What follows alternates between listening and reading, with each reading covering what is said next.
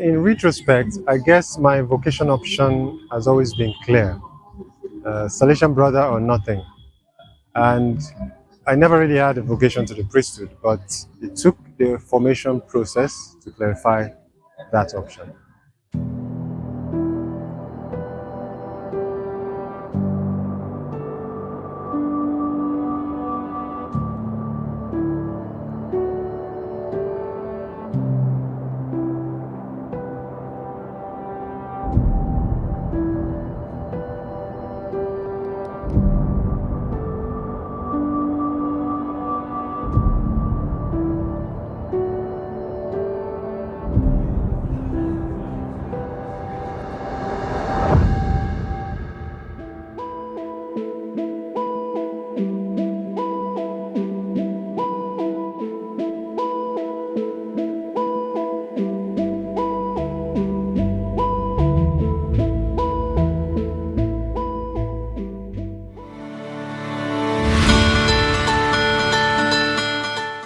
What makes me joyful as a Salesian? Well, I think the community life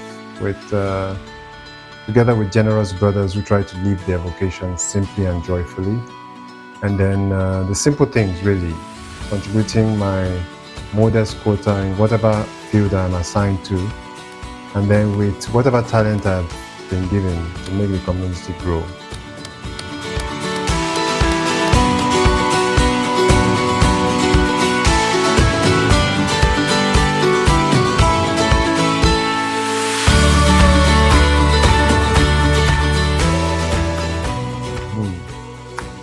It's a long story, but as a young man, I had many ideas of what I wanted to be, quite unusual ones also. Thought of being an aeronautic engineer, a pilot, or some form of engineering or the other. Until I would say God knocked on my door through my spiritual director then, Father Redentor Molina. And I found myself in a Salesian school by accident after my secondary school. And that was Onitsha, he was the youth director of the oratory. And he involved me in animation of the younger ones, which I hadn't much experience of till then. I was engaged in the Savio group, the band, the scouts, and these are different groups that I practically was part of when I was in secondary school. Then before going on vacation once, he asked me to think about something we had discussed, and I was puzzled and asked, what was that? And then he casually replied, oh, the idea of becoming a Salesian. Up until then, I had never actually nursed that idea. But it was definitely the beginning of an exciting journey of a specifically Salesian vocation, I'd say. So I began to pay more attention to the Salesians in the school, whom I admired for their different approach to life, especially the common denominator of having a cheerful and optimistic outlook, despite the tough conditions that they were working at that time, and their fatherly, brotherly relationship with students and the youths of the center. So practically there was Brother Carlo Bacaglia, Father Nicola Ciarapica, Father Vittorio Valsini, the rector, and late Father Mario Pellegrini. I think these are the Salesians there then. And this was something I saw myself doing in the long term, although it wasn't clear to me how it was going to be. So later at the novitiate, I found an even bigger community with almost, I think there were equal brothers and priests. Father Ricardo Castellino, our novice master, Brother Jose Trigona, Father Italo Spagnolo, Father Gabriel Wade, Father Silvio Roggia, Vincenzo Diana, Brother Ricky Racca, and Brother Sarah Marulapa, Father Lionel Xavier, Brother Giovanni Patrucco, the great communicator. So they were all multifaceted and resourceful Salesians. They put all their energy and generosity without any reserve at the service of the young people and the people around them.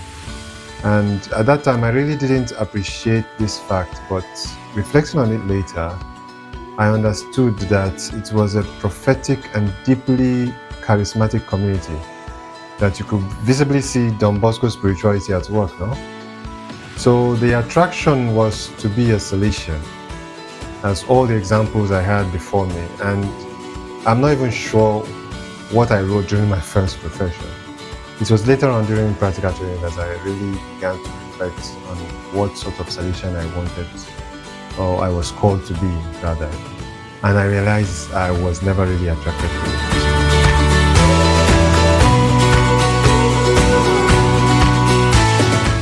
Well, apart from completing the figure of the Salesian in the community, according to Don Bosco's mind, I think the brother gives a very clear witness to religious values as a lay person.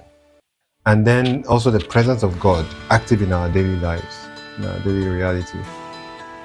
Void of religious garbs, no specific uniform, no religious habits. So this is also the way Jesus chose to live, I believe, not as a prestigious cleric, but as a nobody who affected people's lives right at the grassroots. So today we see ambiguities in understanding religious life from the religious themselves. Sometimes we do not do justice to a proper understanding of the charisma of our founder.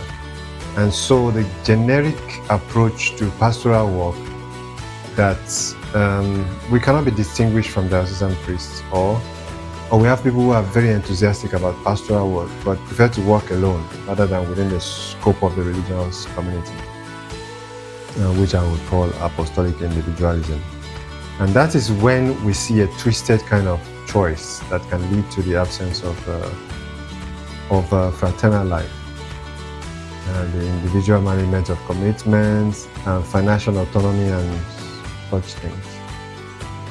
Now, priesthood then becomes, so we see in this kind of situation, priesthood becomes the main target of religious identity instead of it finding its expression within religious consecration. And that is imbued with the founder's charism. So for the Salesian brother, he starts to feel inferior and compensates either in a sacramental direction, that is assuming clerical roles and attitudes, or in the secular direction, that is making professionalism the absolute value, or even seeking a secular lifestyle.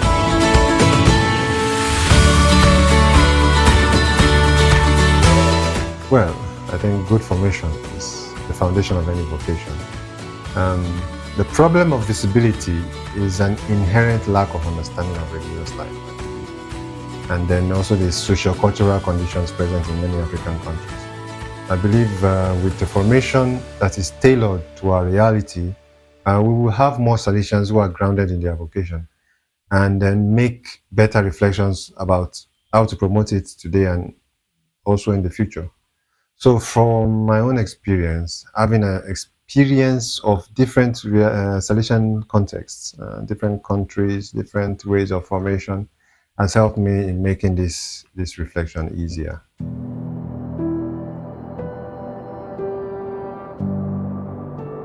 Well, a lot of things, actually.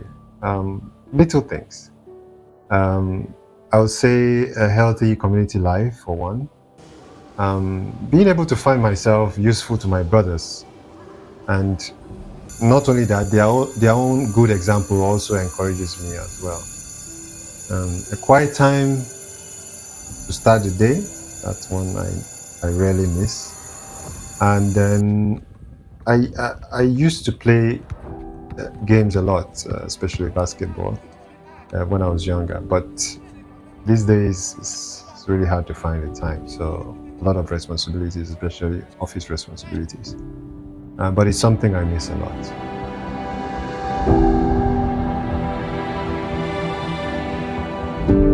Actually, I think being present is very important. We don't know what we do not see or have experienced. And being visible and living one's life out in front of them is a more convincing witness than a class or direction one might give. It's challenging because We Salesian Brothers are very few in the province. Uh, at least in my province, we are only two finally professed, and three are still in various stages of initial formation. So, but I think visibility is very important.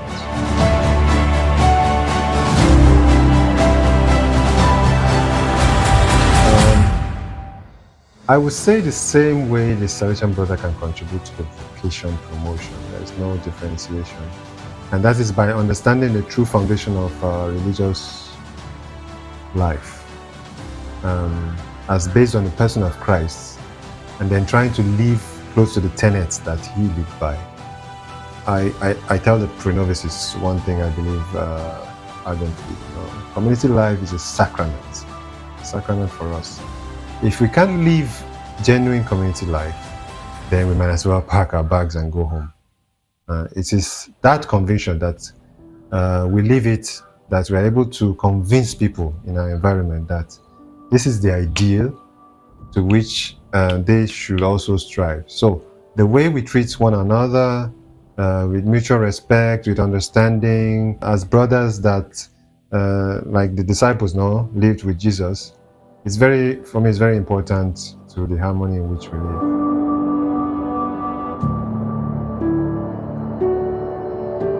Models in the Salesian life. Well, for me, I think all Salesians that I've ever experienced during my formative years, they form part of who I am today. Some much more than others, but of course, each one with his own particular illumination of Don Bosco's apostolic heart.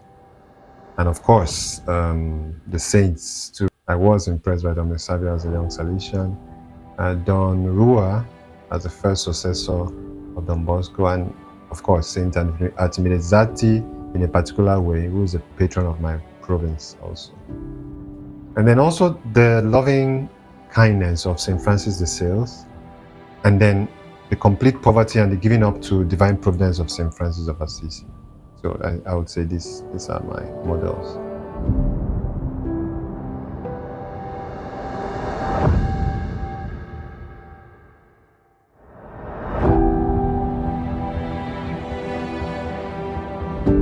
My advice to young candidates who want to continue discerning their vocation as Salesians is to keep at the center always what is essential. Attraction to you to work is one thing. It is essential as a Salesian and challenging at the same time. But a call to religious life is basically one of attraction to God, Jesus, and how we acted and lived. We are called to do the same thing. It is a lifelong call to acquire his heart, to always be ready to give up one's will to search for God's will, as he did, and to be able to be available to be sent. And this should be the ultimate desire of any religious. So this is when we can say we truly shine.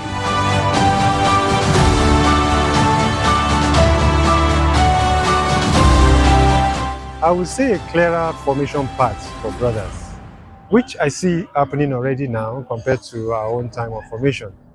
This should also take into consideration a common formation community for both priest and brother candidates. So from my experience in Utume in the early 2000s, it was a practical approach because we were in one another's faces, so to speak. And this is what real community life will later be about. This situation, I believe, helped both vocations to interact, to dialogue, and then ultimately to understand what they were about. So I'm not a great supporter of differentiated formation houses. And then I think visibility is crucial to understanding and promotion of vocation. A more inclusive community life at all levels, especially in formation communities. I always tell the candidates in initial formation, you cannot understand what you do not see, and you do not appreciate what you do not understand. It's that simple, and it's been my experience all these years.